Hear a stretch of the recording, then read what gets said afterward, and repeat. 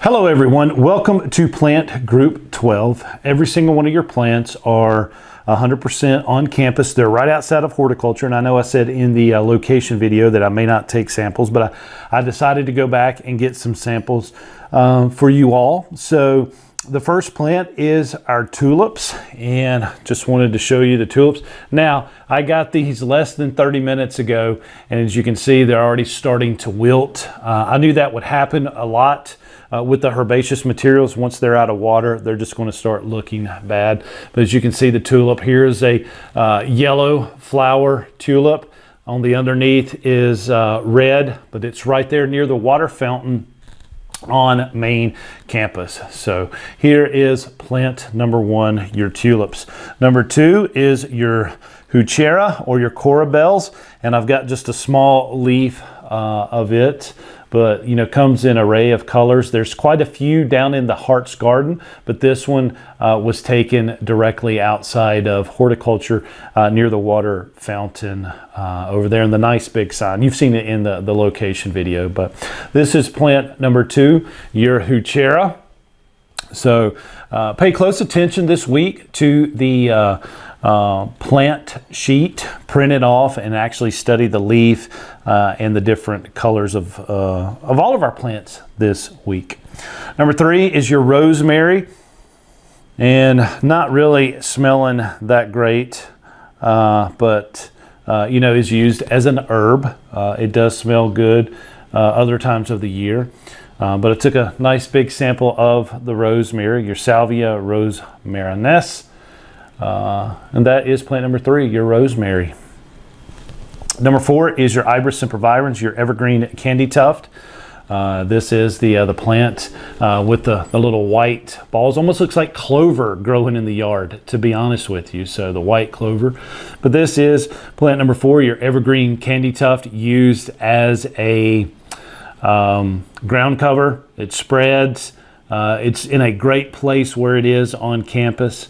And we have several locations that we're actually using the evergreen candy tuft on campus. Over by Hoosier Hall, before you go into the Heart's Garden, those retaining walls that HOR 114 built several years ago. But this is plant number four, evergreen candy tuft. Now, number five is your sedum. And there's a ton of sedum. If you click on the links on your plant list that takes you to the NC State plant database, there's a ton of sedum. But this is the one we're using for a sample. You're going to see a lot of sedum used in green roofs. If you're trying to get a LEED certified building, or you're trying to zero energy buildings, they use a lot of sedum on the roof. Now, one of my last units that I was in the Army was LEED certified. The building actually produced more electricity than it used, and so they sold power back to the local power company. I can't remember where it was at, but I was up in Tennessee, and with the building, we went up on the roof several times. It was covered in sedum. It is a perfect plant.